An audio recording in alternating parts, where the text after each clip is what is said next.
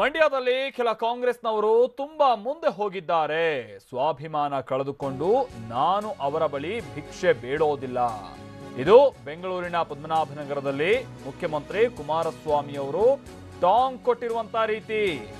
ಕಾಂಗ್ರೆಸ್ನವರು ಬಹಳ ಮುಂದೆ ಹೋಗಿದ್ದಾರೆ. ನಾನು ಸ್ವಾಭಿಮಾನವನ್ನ ಕಳೆದುಕೊಳ್ಳೋದಿಲ್ಲ ಅಥವಾ ನಾನು ಸ್ವಾಭಿಮಾನವನ್ನ ಪಕ್ಕಕ್ಕಿಟ್ಟು ಅವ್ರ ಬಳಿ ಭಿಕ್ಷೆ ಬಿಡೋದಿಲ್ಲ ಅಂತ ಹೇಳ್ತಾ ಅಂದ್ರೆ ಅವ್ರು ಹೋಗೋರು ಹೋಗ್ಲಿ, ನನಗೆ ಎಲೆಕ್ಷನ್ ಮಾಡೋಕ್ ಗೊತ್ತಿದೆ ಅನ್ನೋ ರೀತಿಯಲ್ಲಿ ಮುಖ್ಯಮಂತ್ರಿಗಳ ಸ್ಟೇಟ್ಮೆಂಟ್ ನಾವು ಗಮನಿಸಬಹುದು. ಕೆಲವರು ಹಿಂಬಾಗಿಲಿನಿಂದ ಬಹಳ ಮುಂದೆ ಹೋಗಿದ್ದಾರೆ. ಬೆನ್ನಿಗೆ ಚೂರಿ ಹಾಕುವವರು ಬೇಕಾಗಿಲ್ಲ, ನನ್ನ ಕಾರ್ಯಕರ್ತರೇ ನನಗೆ ಸಾಕು. ಮೂಲ ಕಾಂಗ್ರೆಸ್ನವರು ನಿಖಿಲ್ಗೆ ಆಶೀರ್ವಾದ ಮಾಡಿದ್ದಾರೆ. ಅಂದ್ರೆ ಇತ್ತೀಚೆಗೆ ಕಾಂಗ್ರೆಸ್ಸಿಗೆ ಹೋದವರೆಲ್ಲ ನನ್ನ ಮೇಲೆ ಸೇಡ್ ತೀರ್ಸ್ಕೊಳಕ್ ಹೋಗ್ತಾ ಇದ್ದಾರೆ. ನಾನೇನು ಅವ್ರ ಬಳಿ ಭಿಕ್ಷೆ ಬೇಡೋಕ್ ಹೋಗಲ್ಲ. ಮೂಲ ಕಾಂಗ್ರೆಸ್ಸಿಗರು ಇದಾರಲ್ಲ ಅವರೆಲ್ಲ ನಿಖಿಲ್ಗೆ ಆಶೀರ್ವಾದ ಮಾಡಿದ್ದಾರೆ, ಅಷ್ಟು ಸಾಕು ಅಂತ ಬೆಂಗಳೂರಿನ ಪದ್ಮನಾಭನಗರದಲ್ಲಿ ಮುಖ್ಯಮಂತ್ರಿ ಕುಮಾರಸ್ವಾಮಿ ಹೇಳಿಕೆಯನ್ನ ಕೊಟ್ಟಿದ್ದಾರೆ. ಅಲ್ಲಿಗೆ ಮುಖ್ಯಮಂತ್ರಿಗಳ ಮಾತು ಬಹಳ ಸ್ಪಷ್ಟ. ಇಲ್ಲಿ ನೇರವಾಗಿ ಹೇಳಬೇಕು ಅಂತಂದ್ರೆ ಇತ್ತೀಚಿನ ದಿನದಲ್ಲಿ ಜೆಡಿಎಸ್ ಬಿಟ್ಟು ಹೋದಂತವ್ರು ಇದ್ರಲ್ಲ, ಕಳೆದ ವರ್ಷ ಎಲ್ಲ ಜೆಡಿಎಸ್ ಬಿಟ್ಟು ಹೋಗಿ ಕಾಂಗ್ರೆಸ್ ನಿಂದ ಕಂಟೆಸ್ಟ್ ಮಾಡಿದಂತ ಅಭ್ಯರ್ಥಿಗಳಿದ್ರಲ್ಲ, ಅವರು ಬಹಳ ಮುಂದೆ ಹೋಗ್ಬಿಟ್ಟಿದ್ದಾರೆ. ಆಮೇಲೆ ಕೆಲವರು ಹೇಳ್ತಾ ಇದ್ರು ಕುಮಾರಸ್ವಾಮಿ ಅವರಿಗೆ ಅವ್ರ ಬಳಿನೇ ಹೋಗಿ ಈಗ ಅವ್ರ ಮನವೊಲಿಸಬೇಕಾದಂತ ಅನಿವಾರ್ಯತೆ ಸ್ಥಿತಿ ಬಂದ್ಬಿಡ್ತು ನೋಡಿ ಅಂತ ಕೆಲವರು ಮಾತನಾಡಿದವರು ಕೂಡ ಇದ್ದಾರೆ.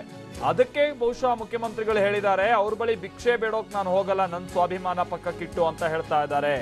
ಆಮೇಲೆ ಬೆನ್ನಿಗೆ ಚೂರಿ ಹಾಕೋರು ನನಗೆ ಬೇಕಾಗಿಲ್ಲ, ಅಂದ್ರೆ ಹಿಂದೆ ನನ್ ಬಿಟ್ಟು ಹೋದವರು ಅಥವಾ ಈಗ ಅವ್ರ ಮಾತನ್ನ ಯಾರ ಮಾತನ್ನ ನಂಬಕ್ಕಾಗಲ್ಲ, ಒಂಥರ ಬೆನ್ನಿಗೆ ಚೂರಿ ಹಾಕೋ ಪ್ರವೃತ್ತಿಯವರು ಅವ್ರ ತರನೆಲ್ಲ ನಾನು ನಂಬಕ್ ಮುಂದಾಗಲ್ಲ. ಮೂಲ ಕಾಂಗ್ರೆಸ್ಸಿಗರು ಯಾರಿದ್ದಾರೆ ಅವ್ರು ನಿಖಿಲ್ಗೆ ಆಶೀರ್ವಾದ ಮಾಡಿದಾರೆ, ಅಷ್ಟು ಸಾಕು ಅಂತ ಕುಮಾರಸ್ವಾಮಿ ಹೇಳೋದ್ರ ಜೊತೆಗೆ ನಾನು ಭಿಕ್ಷೆ ಬೇಡೋದಿಲ್ಲ ಅಂತ ಹೇಳ್ತಾರೆ. ಇಲ್ಲಿ ಇದೇ ವ್ಯತ್ಯಾಸ. ಇಲ್ಲಿ ಡಿ ಕೆ ಶಿವಕುಮಾರ್ ಅವರು ಸ್ವಲ್ಪ ಹೊತ್ತಿನ ಮುಂಚೆ ನಾವು ಗಮನಿಸ್ತಾ ಇದ್ವಿ, ಡಿ ಕೆ ಶಿವಕುಮಾರ್ ಅವರು ಮಂಡ್ಯ ಭಾಗದ ಕೆಲ ನಾಯಕರನ್ನ, ಕಾಂಗ್ರೆಸ್ ನಾಯಕರನ್ನ ಕರೆದು ನೋಡ್ರಪ್ಪ ಮೈತ್ರಿ ಧರ್ಮ ಪಾಲಿಸಬೇಕು, ನೀವು JDSಗೆ ಸಪೋರ್ಟ್ ಮಾಡಿ ಅಂತ ಮನವೊಲಿಸೋ ಕೆಲಸದಲ್ಲಿದ್ರು. ಅದರಲ್ಲಿ ಮಾಜಿ ಸಚಿವ ಚಲುವರಾಯಸ್ವಾಮಿ ಅವರು ಕೂಡ ಇದ್ದಾರೆ. ಆಮೇಲೆ ಇನ್ನೂ ಒಂದಷ್ಟು JDS ವಿರುದ್ಧವಾಗಿ ಮುನಿಸ್ಕೊಂಡಂತ ಮಂದಿನೂ ಕೂಡ ಇದ್ದಾರೆ. ಅಂತವ್ರನ್ನೆಲ್ಲ ಅಲ್ಲಿ ಅವರು ಕನ್ವಿನ್ಸ್ ಮಾಡೋದಕ್ಕೆ ನೋಡ್ತಾ ಇದ್ರೆ, ಇಲ್ಲಿ ಮುಖ್ಯಮಂತ್ರಿಗಳು ನಾನೇನು ಭಿಕ್ಷೆ ಬೇಡೋಕ್ ಹೋಗೋದಿಲ್ಲ ಅಂತ ಹೇಳ್ತಾ ಇದ್ದಾರೆ. ಮತ್ತೆ ಅವರೆಲ್ಲ ಬಹುತೇಕರು ಬೆನ್ನಿಗೆ ಚೂರಿ ಹಾಕಿ ಹೋದವರು ಅನ್ನುವಂಥದ್ದನ್ನ ಹೇಳೋ ಮುಖಾಂತರವಾಗಿ ಬಹುಶಃ ಅವ್ರ ಅವಶ್ಯಕತೆ ನನಗಿಲ್ಲ ಅನ್ನುವಂಥದ್ದನ್ನ ಹೇಳ್ತಾ ಇದ್ದಾರೆ. ಒಂದು ಕಡೆ ಅಲ್ಲಿ ಕಾಂಗ್ರೆಸ್ ನಾಯಕ ಡಿ ಕೆ ಶಿವಕುಮಾರ್ ಅವರು ಕಾಂಗ್ರೆಸ್ನ ನಾಯಕರ ಮನವೊಲಿಸೋ ಕೆಲಸದಲ್ಲಿ ನಿರತರಾಗಿದ್ರೆ, ಮತ್ತೊಂದು ಕಡೆ ನನ್ಗೇನು ಅವ್ರ ಅವಶ್ಯಕತೆ ಇಲ್ಲ ಅಂತ ಮುಖ್ಯಮಂತ್ರಿಗಳೇ ಸ್ವತಃ ಹೇಳ್ತಾ ಇದ್ದಾರೆ. ವಿನಯ್ ನಮ್ಮ ಪ್ರತಿನಿಧಿ ಇದಕ್ಕೆ ಸಂಬಂಧಪಟ್ಟಂತೆ ಮತ್ತಷ್ಟು ಡೀಟೇಲ್ಸ್ ಅನ್ನ ಕೊಡ್ತಾರೆ. ವಿನಯ್, ಅಲ್ಲಿ ಒಂದ್ ಕಡೆ ಡಿ ಕೆ ಶಿವಕುಮಾರ್ ಅವರು ಚಲುವರಾಯಸ್ವಾಮಿ ಸೇರಿದಂತೆ ಕೆಲ ನಾಯಕರನ್ನೆಲ್ಲ ಕರ್ಸ್ಕೊಂಡು ಮಾತನಾಡ್ತಾ ಇದ್ದಾರೆ. ಬಟ್ ಅದ್ರ ಅನಿವಾರ್ಯತೆ ಮುಖ್ಯಮಂತ್ರಿಗಳಿಗೆ ಇಲ್ಲ ಅಂತ ಕಾಣಿಸುತ್ತೆ. ಅವರೇ ಹೇಳ್ತಾ ಇದಾರಲ್ಲ, ನಾನೇನು ಭಿಕ್ಷೆ ಬೇಡೋಕ್ ಹೋಗಲ್ಲ, ನಾನು ಸ್ವಾಭಿಮಾನ ಕಳೆದುಕೊಂಡು ಅಂತ. ಹೌದು ಮಲ್ತೇಶ್, ಈ ಮೈತ್ರಿ ಧರ್ಮದ ಪ್ರಕಾರ ಈಗಾಗಲೇ JDSಗೆ 8 ಮತ್ತೆ ಕಾಂಗ್ರೆಸ್ಗೆ 20 ಲೋಕಸಭಾ ಕ್ಷೇತ್ರಗಳು ಬಂದಿರತಕ್ಕಂಥದ್ದು. ಆದ್ರೆ ಈ 28 ಲೋಕಸಭಾ ಚುನಾವಣೆಗಳನ್ನ ಎದುರಿಸಬೇಕಾದ್ರೆ ದೋಸ್ತಿ ಸರ್ಕಾರದಲ್ಲಿರ್ತಕ್ಕಂಥ JDS ಮತ್ತೆ ಕಾಂಗ್ರೆಸ್ ಮುಖಂಡರು ಮತ್ತೆ ಕಾರ್ಯಕರ್ತರು ಒಟ್ಟಾಗಿ ದುಡಿಬೇಕಾಗಿರ್ತಕ್ಕಂಥ ಸಂದರ್ಭ ಬಂದಿದೆ. ಆದ್ರೆ ದುಡಿತಾರ ಇಲ್ವಾ ಅನ್ನೋದು ಸಾಕಷ್ಟು ಈಗಿರ್ತಕ್ಕಂಥ ಪ್ರಶ್ನೆ.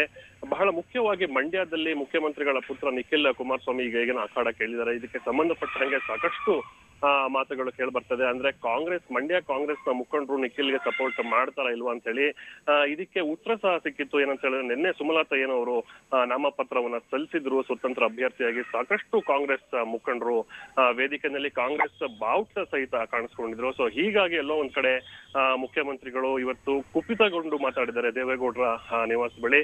ನಾನು ಯಾರ ಹತ್ರನೂ ಭಿಕ್ಷೆ ಬೇಡಕ್ಕೆ ಹೋಗೋದಿಲ್ಲ, ನಿಖಿಲ್ಗೆ ನಮ್ಮ ಕಾರ್ಯಕರ್ತರ ಮತವೇ ಸಾಕು ಅಂತ ಹೇಳಿ. ಮುಖ್ಯವಾಗಿ ಇನ್ನೊಂದು ಗಮನಿಸ್ಬೇಕು ಮಲ್ತೇಶ್ ಅಂತ ಹೇಳಿದ್ರೆ, ಈ ಹಿಂದೆ JDS ನಲ್ಲಿದ್ದ ಮತ್ತೆ ಮುಖ್ಯಮಂತ್ರಿಗಳಿಗೆ ಪರಮಾಪ್ತರಾಗಿದ್ದ ಚಲುವರಾಯಸ್ವಾಮಿ ಇದೀಗ ಕಾಂಗ್ರೆಸ್ ನಲ್ಲಿದ್ದಾರೆ. ಮತ್ತೆ ಪ್ರಮುಖವಾಗಿ ನಿಖಿಲ್ ಸ್ಪರ್ಧೆಗೆ ಅವರು ಸಹ ಅಡ್ಡಿಯಾಗಿರ್ತಕ್ಕಂಥದ್ದು. ಮತ್ತೆ ಪರೋಕ್ಷವಾಗಿ ಸುಮಲತಾ ಬೆನ್ನಿಗೆ ಅವರು ನಿಂತ್ಕೊಂಡಿರ್ತಕ್ಕಂಥದ್ದು. ಎಲ್ಲೋ ಒಂದ್ ಕಡೆ ಮುಖ್ಯಮಂತ್ರಿಗಳಿಗೆ ಮಂಡ್ಯ ಕಾಂಗ್ರೆಸ್ನ ನಾಯಕರು ಮತ್ತೆ ಕಾರ್ಯಕರ್ತರು ಕೆಲಸ ಮಾಡೋದಿಲ್ಲ ಅಂತ ಹೇಳಿ ಸ್ಪಷ್ಟ ಆಗಿದೆ. ಅದನ್ನು ಸಹ ಇವತ್ತು ನೇರವಾಗಿ ಬಹಿರಂಗವಾಗಿ ಮುಖ್ಯಮಂತ್ರಿಗಳು ಹೇಳಿದ್ದಾರೆ, ನಾನು ಯಾವುದೇ ಕಾರಣಕ್ಕೂ ನನ್ನ ಮಗನಿಗಾಗಿ ಮತಕ್ಕಾಗಿ ಭಿಕ್ಷೆ ಬೇಡೋದಿಲ್ಲ, ನನ್ನ ನಿಷ್ಠಾವಂತ ಕಾರ್ಯಕರ್ತರು ನನಗೆ ಕೆಲಸ ಮಾಡ್ತಾರೆ ಅಂತ ಹೇಳಿ. ಒಟ್ಟಾರೆಯಾಗಿ ಕಾಂಗ್ರೆಸ್ ಮತಗಳು ನನಗೆ ಕಾಂಗ್ರೆಸ್ ನಾಯಕರ ಬೆಂಬಲ ಬೇಕಾಗಿಲ್ಲ ಅಂತ ಹೇಳಿ ನೇರವಾಗಿ ಇವತ್ತು ಚಾಟಿಯನ್ನ ಬೀಸಿದ್ದಾರೆ Maltesh. Okay, thank you Vinay.